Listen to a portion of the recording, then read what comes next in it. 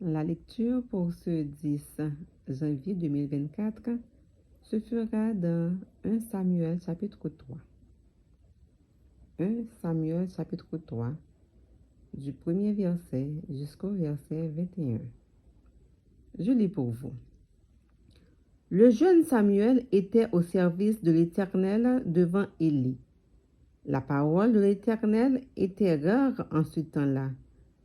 Les visions n'étaient pas fréquentes. En ce même temps, Élie, qui commençait à avoir les yeux troubles et ne pouvait plus voir, était couché à sa place.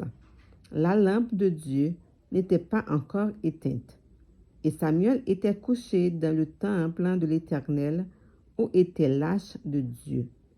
Alors, l'Éternel appela Samuel.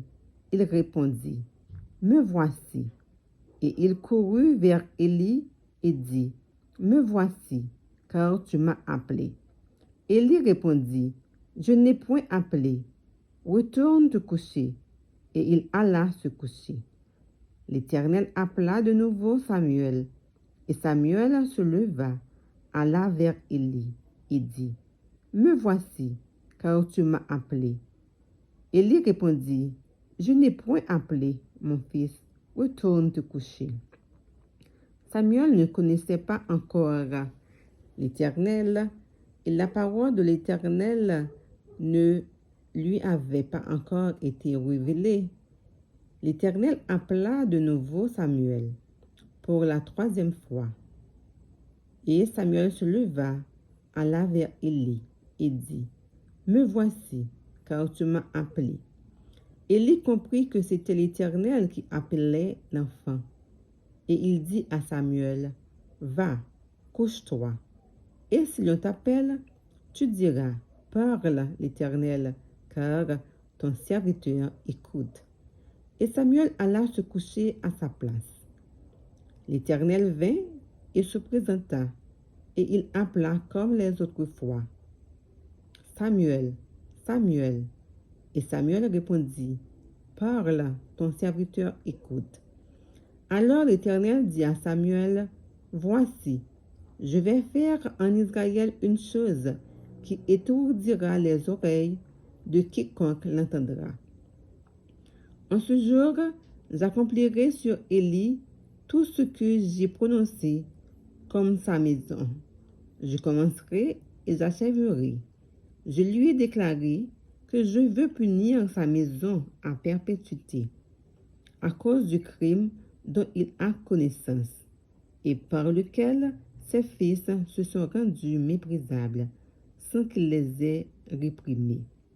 C'est pourquoi je jure à la maison d'Élie que jamais le crime de la maison d'Élie ne sera expié, ni par des sacrifices, ni par des offrandes. » Samuel resta couché jusqu'au matin.